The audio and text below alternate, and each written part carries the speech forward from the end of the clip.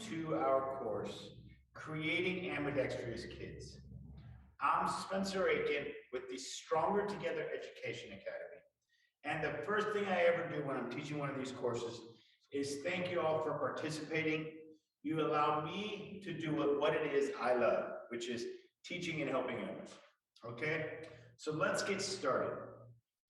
The goal of this course is to help kids essentially develop the ability to use both hands through ball skill drills, okay? As you can see, I have a tennis ball. Other balls work fine if you have bigger balls available or racket balls potentially. You can use whatever need be. However, we found that tennis balls are easy for most hand sizes, and also the bounce, it's not too fast, too slow, too high, too low, kind of the Goldilocks rule where it's just right, okay? So we found that it gives a nice bounce, and most age groups have a hand that is very good at using this size ball, all right? Plus, they're very affordable. You can find them anywhere. So we really like to use tennis balls for these drills, okay? Whatever is available, you can make work, all right? We are as great as we practice to become. Anyone can learn the skills of using both hands. However, we do have to practice it. Just like writing is a skill, if we write with both hands, we can get good at it. We tend to become dominant the more we use just one side or the other, okay? So the goal for us as we're learning and developing skills is to keep our ability to use both hands and improve, practice it, and eventually master it, okay? So this is about skill acquisition. Skills are practiced. With purposeful practice, skill can be improved. Okay, the takeaways. This is very important. This is one of my favorite quotes of all time. It is slow is smooth and smooth is quick. What does that mean? We tend to see kids try to rush and they're in a hurry to do it. And we tend to back them off a little bit, slow it down, just nice and easy, slow. So they're trying to rush.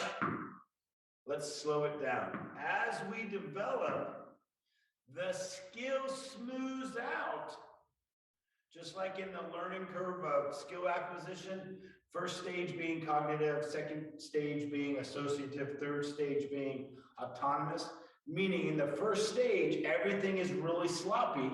It starts to smooth out in the second stage. We're currently in the cognitive most of the time. We're trying to build to the second stage. So let's just slow down. First things first, a lot of times when they're doing drills, they're really trying to throw it quickly. I start off most of the times by just saying, let it drop and worry about catching it. Okay, just let it drop. You're gonna start to build to that second stage, okay? All right, so slow is smooth and smooth is quick. Even the easiest drill can be challenging. The question becomes, is it too challenging or too hard for your age group or your skill level? Or do you need to create another additional challenge for that particular drill? And we'll get a little bit more into that a little bit later, okay? More is not always better. Sometimes the one ball drill is better off than two balls, and simpler is better than complicated, okay? And last but not least, of the takeaways for today, this should be fun. We spend so much time working with kids trying to make them become adult-like in their fitness that we generally, unfortunately, don't spend enough time just creating an environment of fun. All right, remember, we're working with kids. This is supposed to be fun.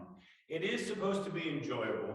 They're supposed to do this with a smile on their face, and they should want to keep coming back to work on these drills. All right, takeaway. Becoming ambidextrous can be learned. All right. Remember, everybody is in a learning stage of life. Step one, all the way to the end of life. Everything is about learning. You can practice, you can get better, and you can become ambidextrous if you're willing to admit that you need to learn how to do it. Sometimes we get so caught up in, well, I'm right-handed, that we only use our right hand for stuff. Therein lies the problem with being ambidextrous. We don't allow our non-dominant hand the practice it takes, all right? As with everything, practice makes us better. We lose ability if we only focus on our dominant side. So I can only throw the ball with my right side if I only practice with my right side. So everyone can become ambidextrous. Being ambidextrous truly makes life easier. There are multiple skills in life that if you can do with either hand, texting, talking on the phone, writing, brushing your teeth, all of those become easier if you're required to use your hand at some other activity, and now you can also use the opposite hand. Life becomes easier if you are, first of all, multi-talented, and second, ambidextrous. Okay, awareness. We're gonna get to the base level of what we're trying to do and still with our kids.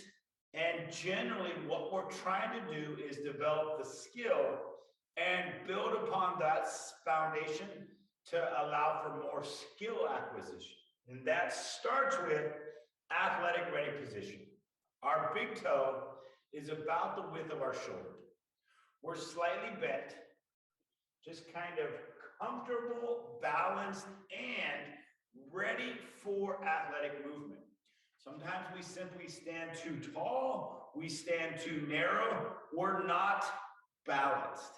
So we want to get balanced so that we can do movement for one, and then athletic accomplishments such as catching the ball for two. Okay. Watch the ball in is very important. Unless specified, which we'll get into, there are drills when we specifically try to catch it without looking. We'll get into that later, okay? For now, always coach or teach to watch the ball into your hands. It makes the skill acquisition of catching that much easier. Avoid your palms. Release from your fingers.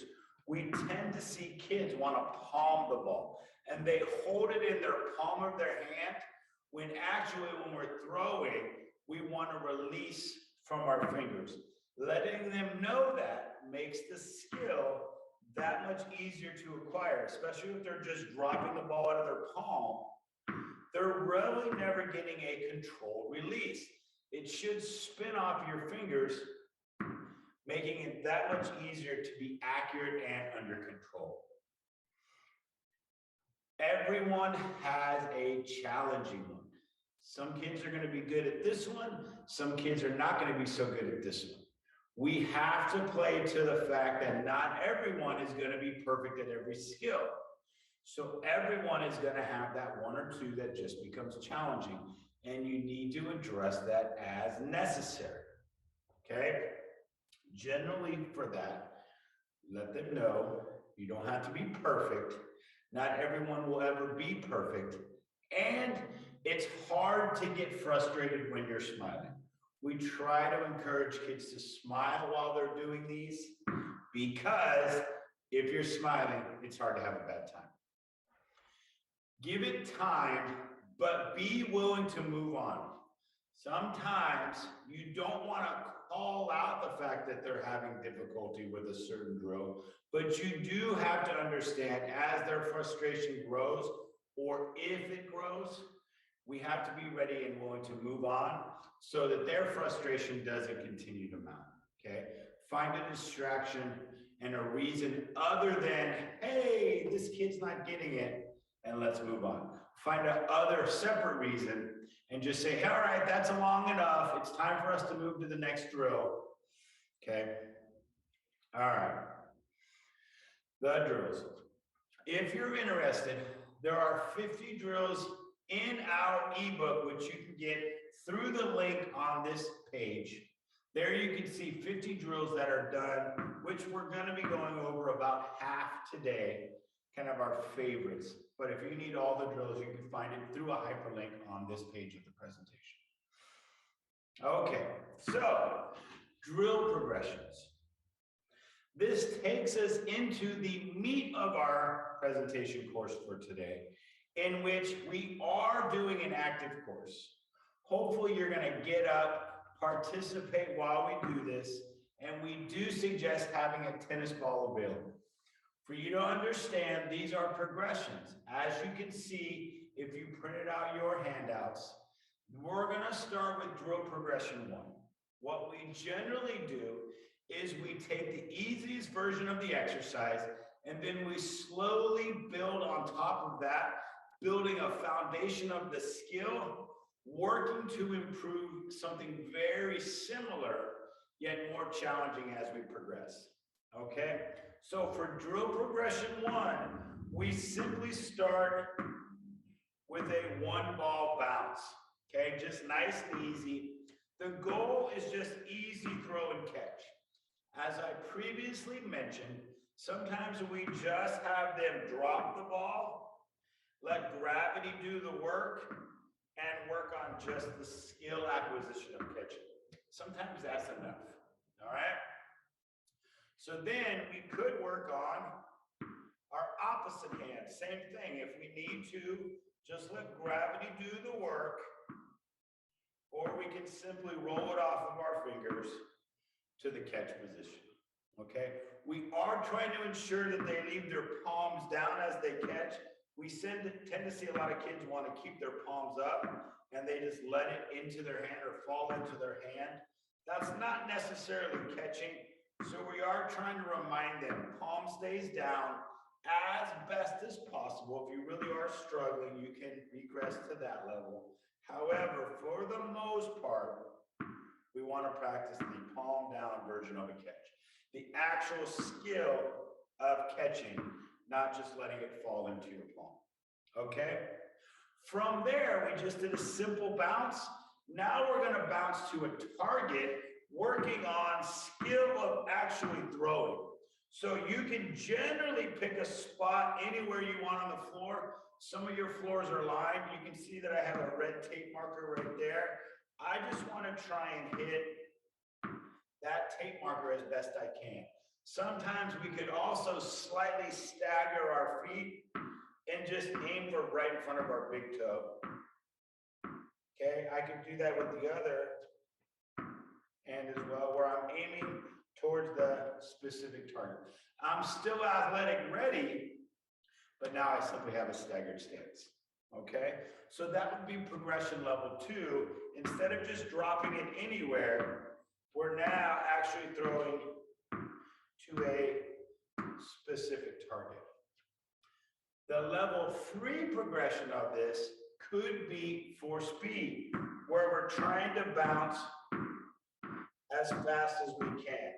A very difficult skill because of the improved or enhanced speed requirement of doing the throw and catch. All right, just work to your current ability. However, ramping up the speed does make that a great challenge. All right, and lastly, for drill 1 progressions, we're going to go 1 ball, catch with the opposite hand. 1 ball. So now what we're doing is working on conditioning your left and your right hand to work together. Cross-body style training, which is a skill as we as adults have, we tend to need to work on and improve that for most kids. And we're just doing that by cross-body, left and our right. We can start to do it where we aim for the target. That's the beauty of these drills.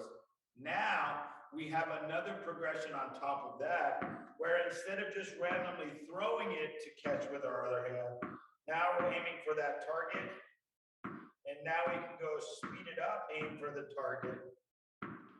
All of those are based on what your children are capable of working with, okay? So that was drill 1 through 4, one progression set building on top of another, okay? Next, we have drill progression 2, which is a one ball bounce, hitting it with the back of our palms, technically the back of our fingers, and then a catch, okay? This is working on hand control, a very important skill, sort of kinesthetic awareness in nature, knowing where your body is in space, but you are developing real control movements. So it looks like this, back palm, catch. So I just barely tap it, and then I catch.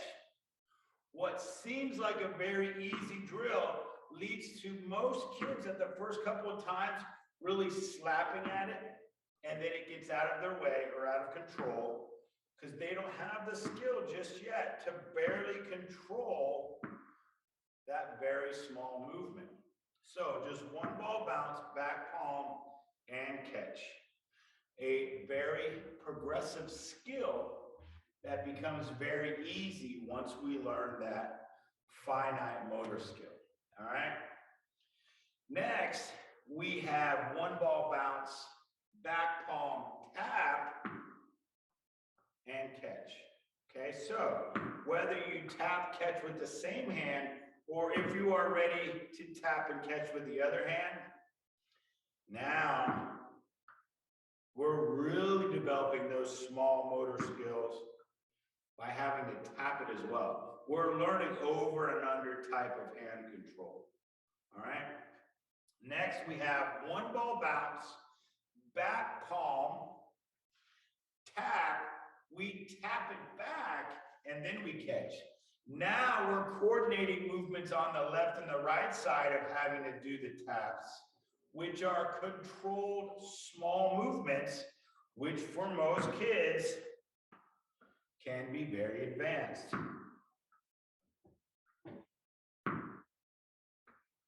Okay, so that is a one ball bounce, back palm tap, tap back, and catch.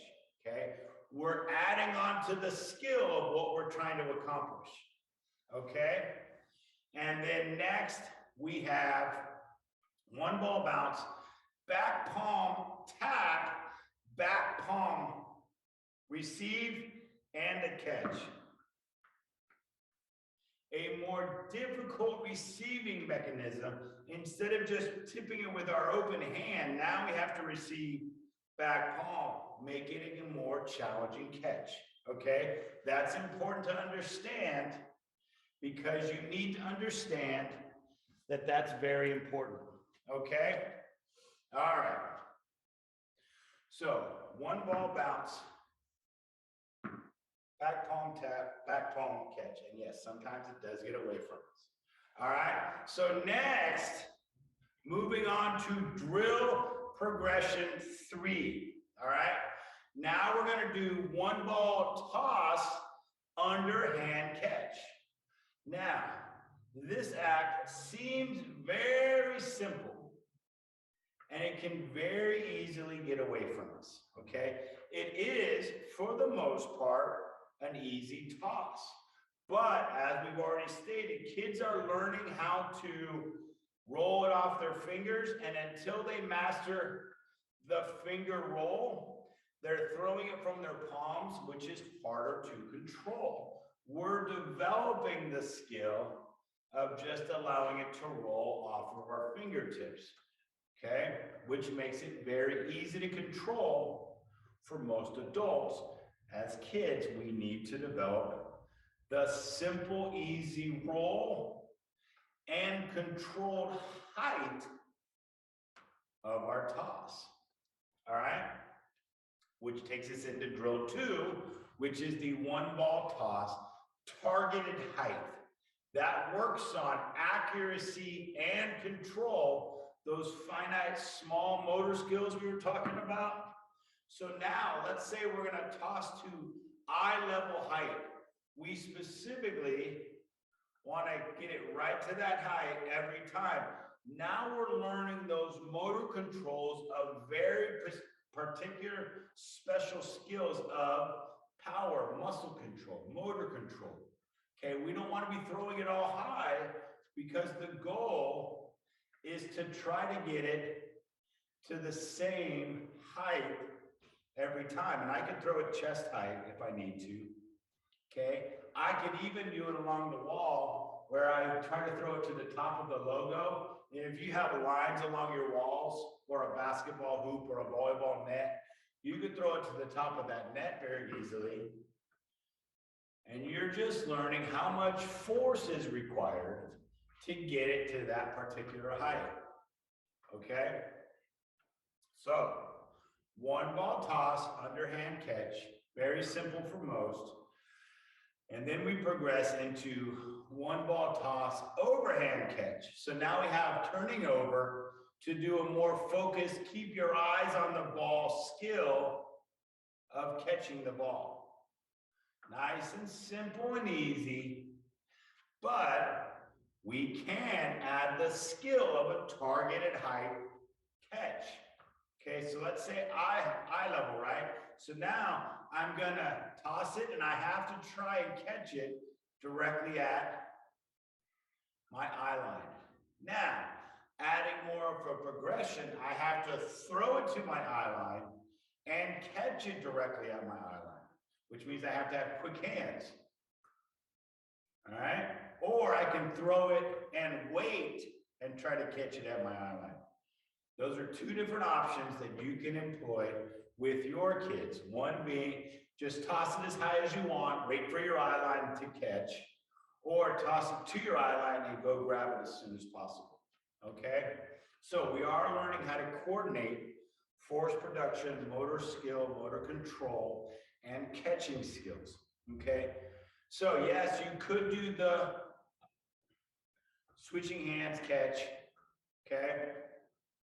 So, which would be the last of the progression, underhand catch, or overhand catch. So one ball toss, overhand catch.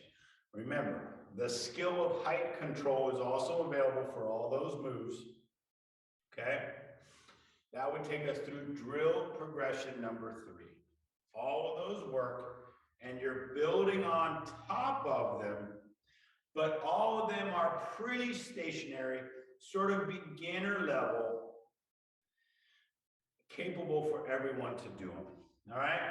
They are great drills and we love them. And we tend to find that when we need to, we just revert back into, all right, just worry about bouncing the ball and see how long you can go without missing a bounce. Great for every skill level. Okay? So when need be, if you're trying to just create a brain boost for your kids, take a break moment, frustration releasing moment, we tend to go back to these level skills, drill 1, 2, or 3 for progressions, because they're simply easy for most skill levels, okay? So remember these are great, these can be fun, and these should be challenging, okay? And they're very enjoyable for the kids that we work with. Okay, that takes us to drill progression 4. Now we're doing different skill sets than just bounces and tosses. Now we're starting to implement movements, okay? Whether it's just a forward step, a side step, a back step, a switch step, okay? All of those require movement. Balance is important. Athletic capability. Remember, everyone is an athlete or athletic.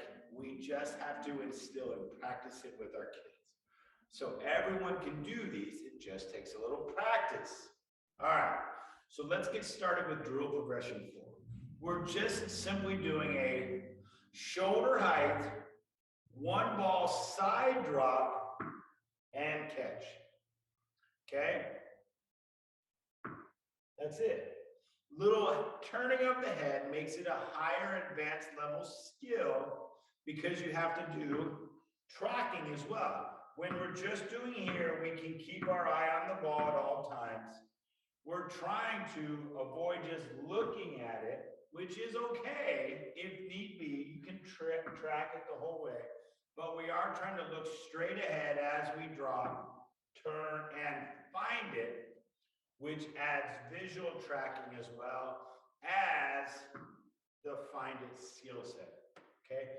Very good skill to have when you can find and track and essentially grab and catch. Okay? So the first one just starts right there. All right? Nice and easy. Okay. Next, we have a one ball side drop, same side. Yeah, we could just do the same other, just to get a couple even practices. But next, we're gonna side drop it, open turn, turn step, and catch with our opposite hand, which will look like this. Okay? Now we go to the opposite side potentially. So I open up my foot. Just the skill of opening our foot makes us more athletic and better balanced and more ready to move. Because whenever we run, we actually open. So teaching that skill young makes it a lifetime skill. All right, so we're right here, just open, turn, and catch. And then we simply come back to our starting position. Okay? Now, kids tend to have a difficulty with the turning position. Make sure that they end up in a true running position. They want to be straight ahead. We tend to see where they turn open and just kind of grab it. I'm not ready to run. We do want to get that full turn.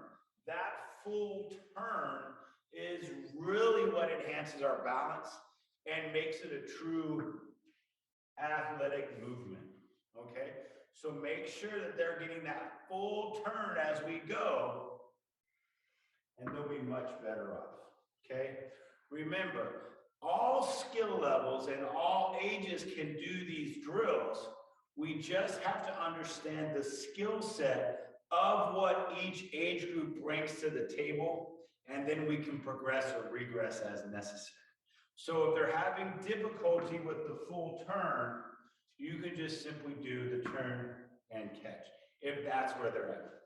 We have to meet them where they are and hopefully bring them up with us as we keep progressing, but sometimes we have to simply stay where we're at, all right?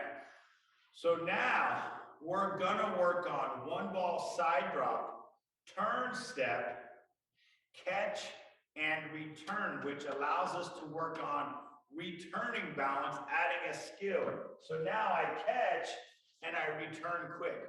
I'm trying to get this foot to land in the exact same spot from which it took off from, so that I'm returning athletic. I want to turn quickly as possible, because the quicker I can be, the more my balance is required to improve, okay? I can do it as slow as necessary, but the more that I focus on doing it quick, that foot's hitting the same spot. I'm learning kinesthetic awareness, motor control, and the skill of balance transfer through different positions.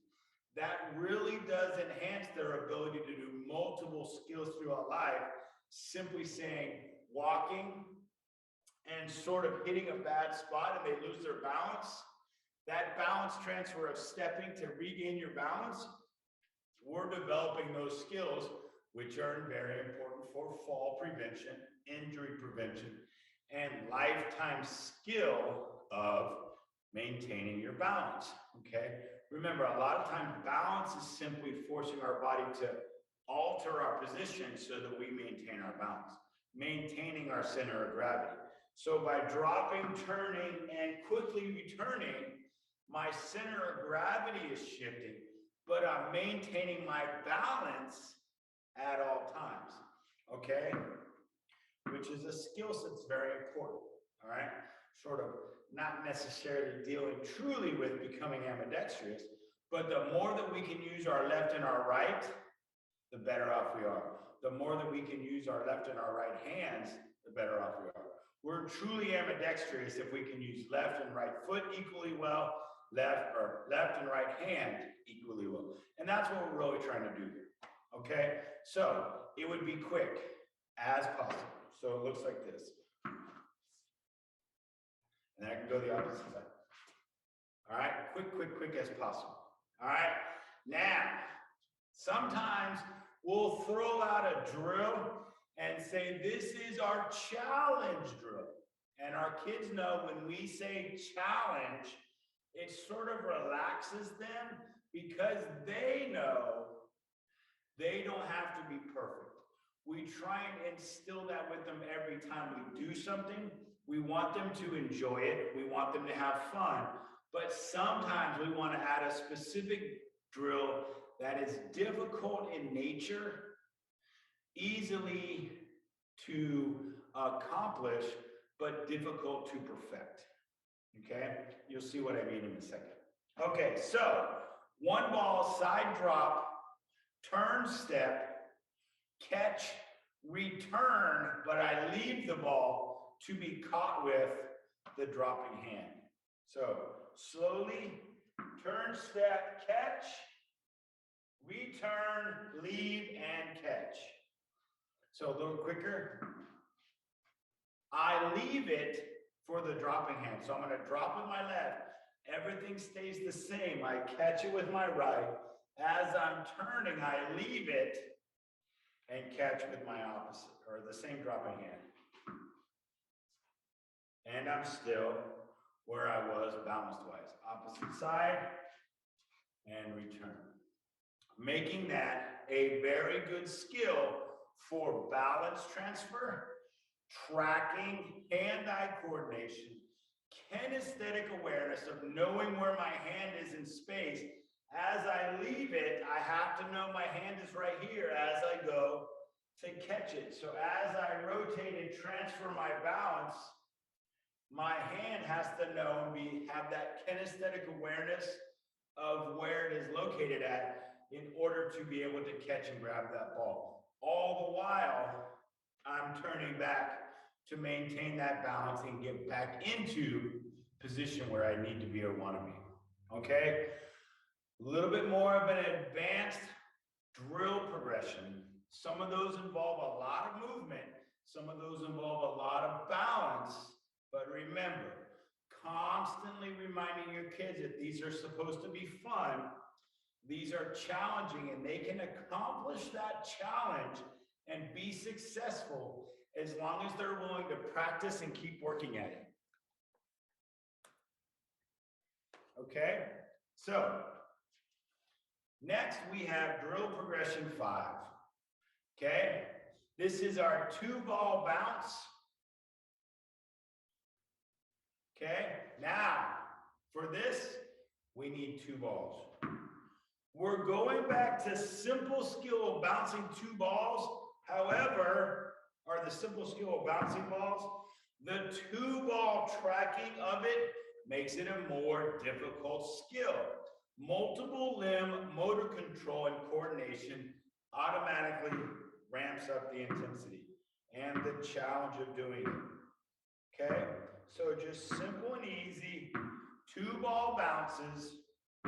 Okay, so athletic ready, just bouncing along, rolling it off my fingers, catch, tracking with my eyes, okay? That is drill level 1 for drill progression 5. Next, we have a 2-ball bounce with a dribble bounce, okay? So instead of doing same time, we're gonna dribble style, which means we can only have 1 ball in a hand at the same time. I cannot have both balls in my hands at the same time. I can only have 1 ball at a time, making it a dribble. Now, kids tend to want to grab. So what I generally prescribe is instead of just throwing it and going to get it, kind of raise your hand to catch. That gives you a longer catching time. So after you release, kind of pull your hand away. See how I pull back? That gives you a longer time to go after the ball, making it more easily capable for, instead of doing low and fast, it gives you a longer chance to catch and release with the other ball. Okay? So that would be level 2 of drill progression 5, where we're doing a dribble. Level 3 would be a dribble walk. As we move, we're having to learn multiple skills, and we can walk in multiple directions, whether we go forward, whether we go back, whether we go side to side. We are learning the skill of controlling our lower body and our upper body as we go. All right, very important to coordinate lower body and upper body, and that's what the dribble walk is doing. Our kids actually really enjoy this drill, probably the most of any drills we do, because they get to walk around. They kind of get to explore the area kind of thing, and they really like to just be focused in their own little world, doing drops as they move. Okay? And the last of this level is a 2-ball bounce with a staggered catch, kind of a reverse dribble, in that we're catching one ball at a time. Okay, so instead of releasing, now we're grabbing one at a time. Okay, now with this, we tend to notice that kids want to grab with the dominant hand most of the time. So what we tell them is, make sure that you're grabbing with your non-dominant hand every once in a while. So that was a left to right, that was a right to left. Left, right, right, left. Okay? So that's a 2-ball bounce staggered catch. We can do staggered bounce, same catch, which you don't have in your presentation, but you can simply do it and add it. Okay? All right, so staggered bounce, same catch. The drill calls for, okay, staggered catch. All right? But we like to add more challenges as we see fit and where we see possible. Okay? Next, we have 2-ball, 1-ball bounce, shuffle catch. So I simply bounce one, shuffle my other ball across. So I have 2 balls. So the right-handed ball that I bounce, and I actually catch that ball with my left. Now the challenge is how far apart can I have my hands when I shuffle them across to the other hand. That's a 2-ball bounce, 1-ball or 2-ball, 1-ball bounce, shuffle catch. We're learning timing.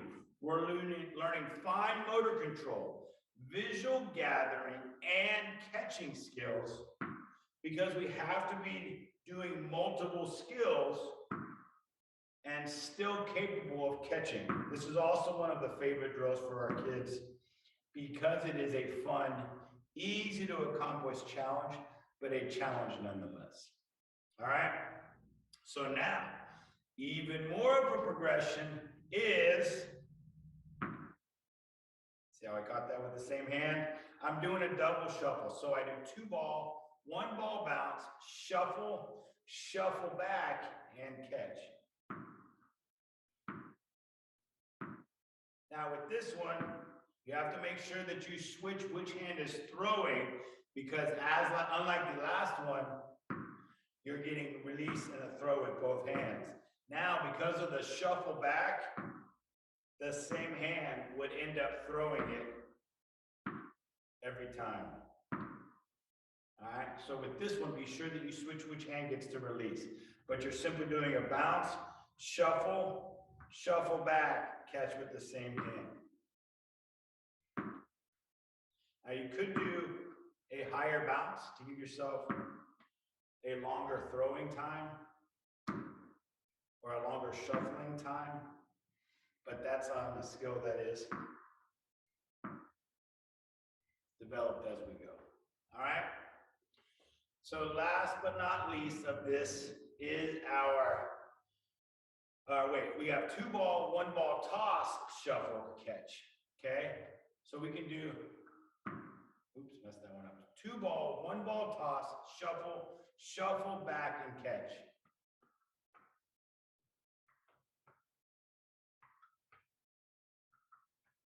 Okay? We're learning quick hands. We're learning motor control, fine motor control, visual gathering, kinesthetic awareness of where our hands are. Okay? Which takes us to the last of our drills, which is 2-ball, 1-ball toss, shuffle, shuffle, shuffle, catch. Wait.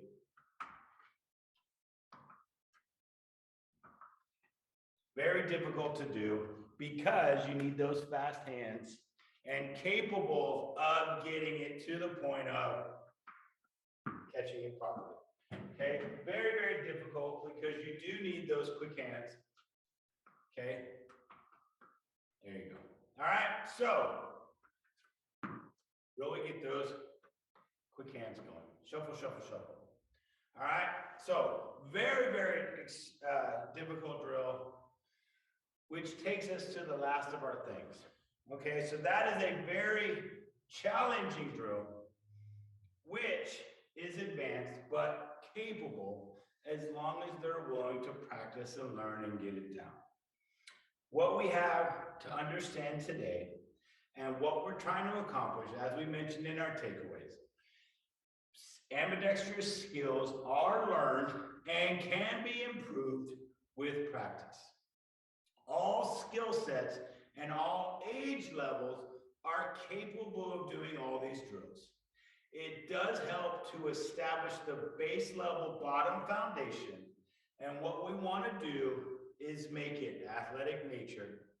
Okay, we do really prefer using tennis balls because of the nice soft bounce, the size of the hands of our kids, and the nature of using the tennis ball size really works for our kids.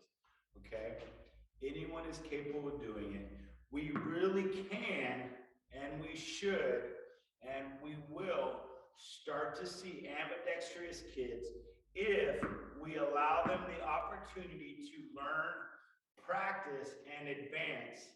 Then they will be capable of using both hands. I always ask this question: after watching me do this drill, do you think, or this course, do you think I'm left-handed or do you think I am right-handed? Okay? If you know the answer, you can email us at info@strongertogetherfamily.com to see whether or not you are right. Okay? Am I left-handed or am I right-handed? Am I right-handed or am I left-handed? It's a nice, easy challenge. Let's see what you think is my dominant hand. Okay? So, my name is Spencer Aiken. I'm with the Stronger Together Education Academy. This was our Creating Ambidextrous Kids presentation course. Thank you for attending today. If you do have any questions, we can connect. We'd be happy to answer your questions on helping how we can help make kids a better ambidextrous life. Thank you very much.